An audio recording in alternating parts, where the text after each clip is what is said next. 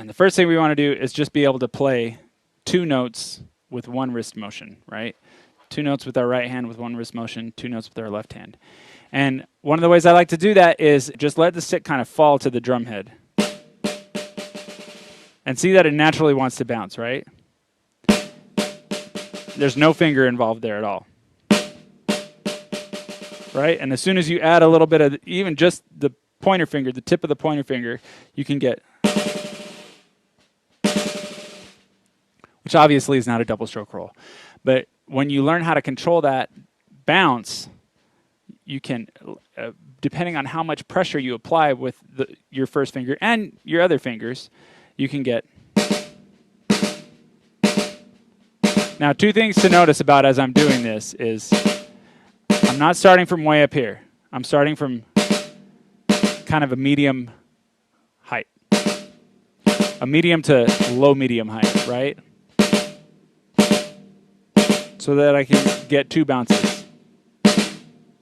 Or a bounce, right? 2 notes. Now try it with your left. I see you doing it. Try it with your left hand.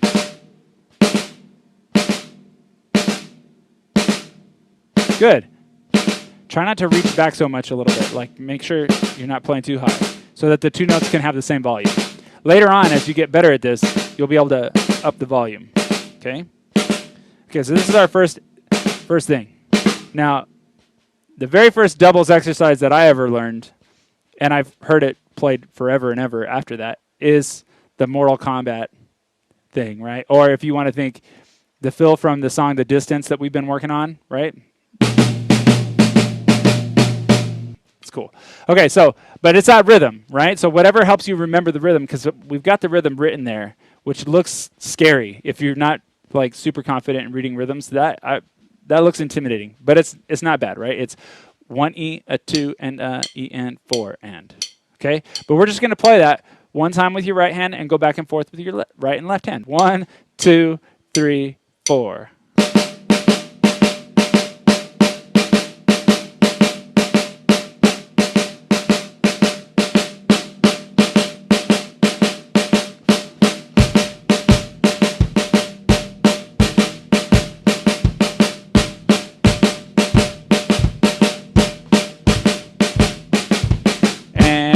Bonus points if you can figure out the bass drum part, right? But I'm not concerned about that exactly right now, mostly about the double, okay? What's powerful about that and why we practice that rhythm is because you only get 1/16th note worth of rest, right? So you have to stay on it. So it really trains that twitch really strong. Another way you could do that is by playing like a shuffle type of rhythm. I think we might have done that in the past, but you can put on a song that has a strong shuffle pattern. The one that I like to use is Leroy Brown. So you can pull up Leroy Brown by Jim Croce, and you can just shuffle along with it. You can go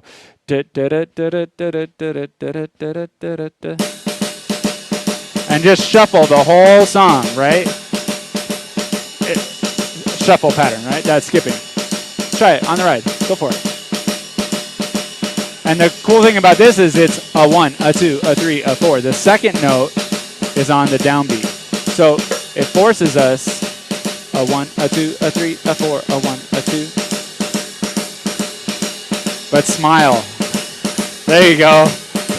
It makes it better. You got better at it immediately when you smiled, right? 1, 2, ready, and right. So doing that through a song, it's going to burn if you're not used to that, right? But 2 things. The controlled bounce, you're not twitching, it's not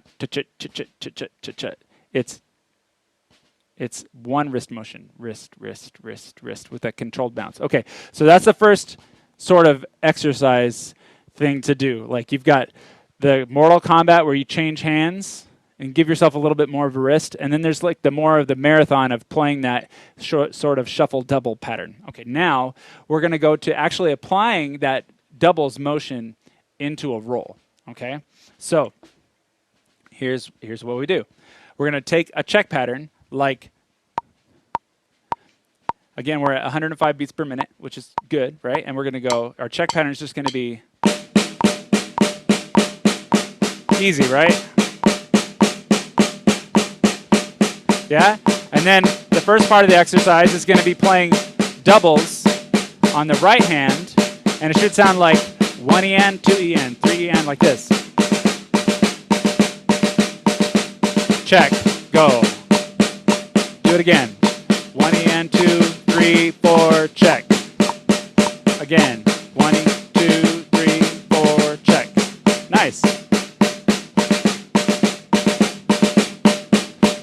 One more time. Stay with the check right here, okay? So now, the next thing we're going to do is play those doubles with the left hand, right? So they're on the ands. And a 2, and a 3, and a 4, and a 1, 2, try it, and 1. And a 2, and a 3, and a 4, and a left hand doubles, right? 1, and a 2, and a 3, and a 4, and a 1. You can bring down your stick height a little bit. 1, and a 2, and a 3, and a 4, and a 1. You notice I'm not playing super high. My sticks are probably coming like 8 inches off the drum, max.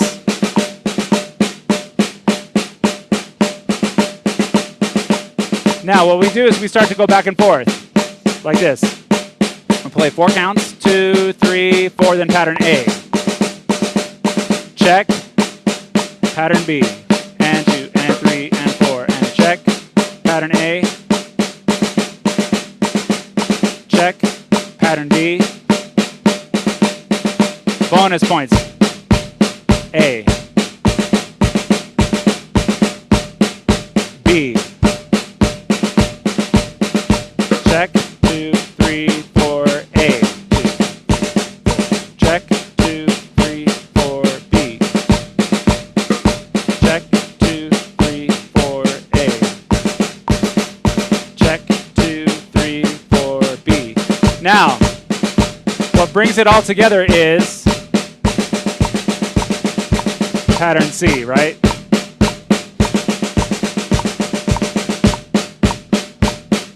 Right, left, right, left, right, left, right, left, right, left, right, left, right, left, right, left, right, left, right, and stop, right? So eventually you want to cycle through check A, check B, check C, and just kind of go through that, right? And which we'll do here in just a second. But I wanted to make a point about the check pattern.